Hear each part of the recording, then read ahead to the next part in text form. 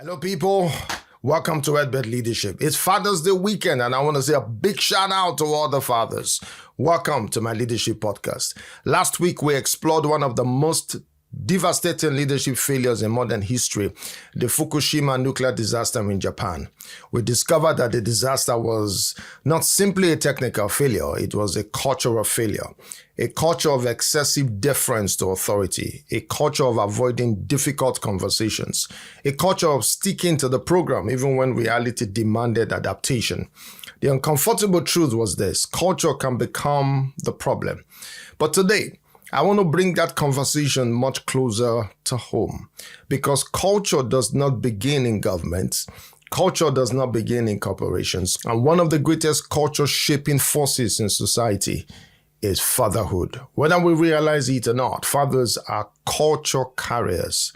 The values we model, the habits we practice, the behaviors we reward, the standards we tolerate, these things become the invisible curriculum from which children learn how to live.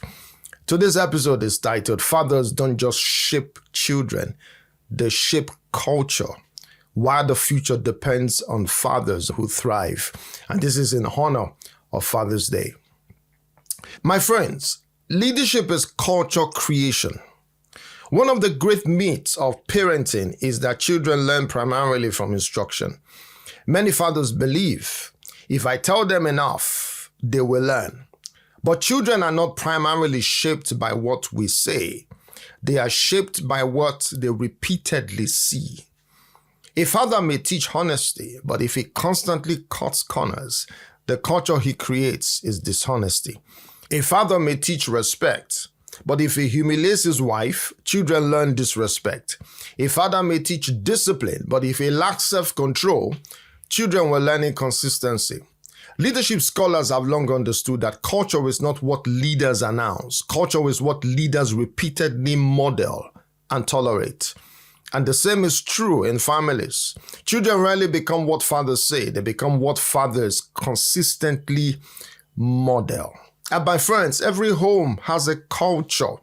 Many fathers have never stopped to ask, what culture am I creating at home? Every home has a culture. Some homes have a culture of gratitude. Others have a culture of complaint. Some have a culture of learning. Others have a culture of blame. Some have a culture of resilience. Others have a culture of victimhood. Such homes teach we solve problems. Others teach we wait for someone else to solve them. The question is not whether your home has a culture.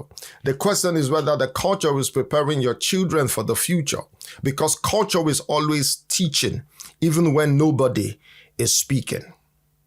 An important question to note is, what are your children learning from what you tolerate? And this may be, the most important question as a father that you can ask. Not, what am I teaching? But, what am I tolerating?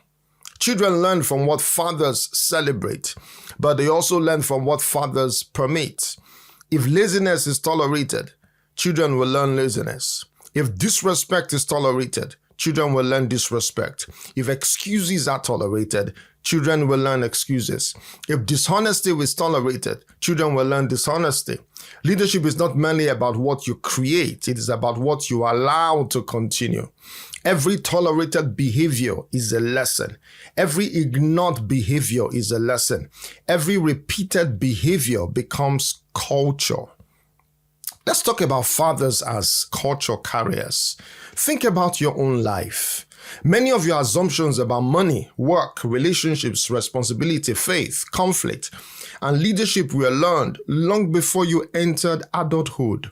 Often they were absorbed from watching your father or the father figures around you. So you learned how men handle pressure, how men respond to culture, how men treat women, how men use authority, how men approach work, how men deal with adversity.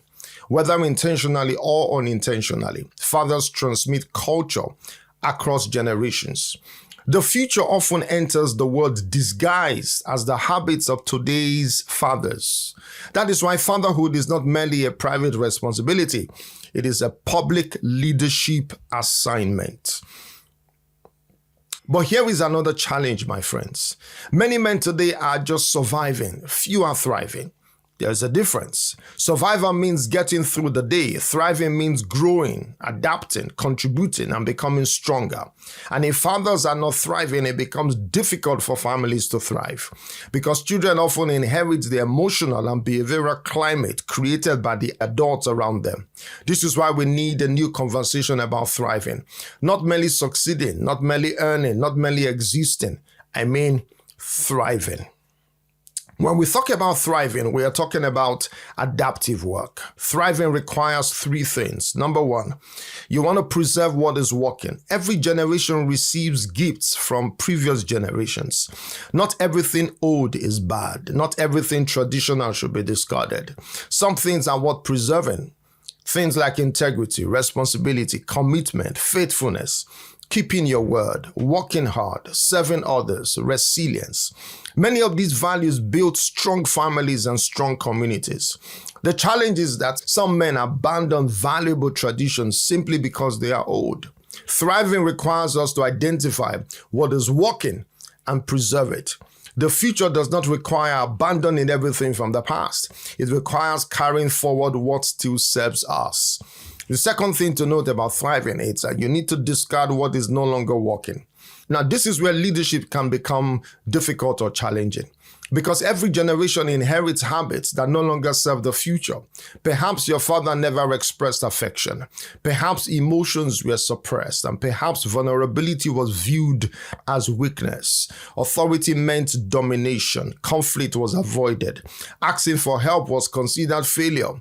These patterns may have worked in a different context, but they may not work today. Thriving fathers have the courage to examine inherited behaviors and ask, does this still serve my family? Leadership often requires letting go before moving forward. The future cannot be built with behaviors that belong in the past. And the third point to note under thriving is that we need to learn to develop what is needed but missing. Thriving requires developing capacities that are not yet available. For many men today, these capacities may include emotional intelligence, self-awareness, listening, adaptability, collaboration, managing stress, constructive communication, learning continuously. Many fathers were never taught these skills. Yet today's environment requires them. The fathers who thrive are not necessarily the strongest. They are the most adaptable. They keep learning. They keep growing, they keep developing, and by doing so, they give their children permission to do the same. We need to ask the question, what leadership behaviors are your children observing? Your children are watching. Far more than you realize, they are watching. How you respond when plans fail, how you handle disappointment, how you speak about people, how you treat your spouse, how you deal with conflict, how you react under pressure, how you apologize, how you recover from mistakes. Children are leadership students, and fathers are always teaching. The question is, what lessons are they learning? And these are my closing thoughts. The future is not being shaped only in parliament. It is not being shaped only in boardrooms. It is not being shaped only in universities. The future is being shaped around dinner tables, in living rooms, on school runs, in everyday moments when fathers choose how they will show up. The challenge before fathers today is not simply to provide. It is to lead, to create cultures where people can flourish, to preserve what is working, to discard what is not, to develop what is needed, to thrive so that future generations can thrive.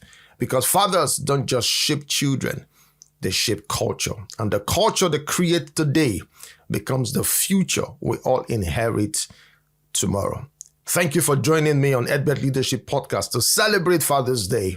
Please listen and pass on to somebody. Thank you.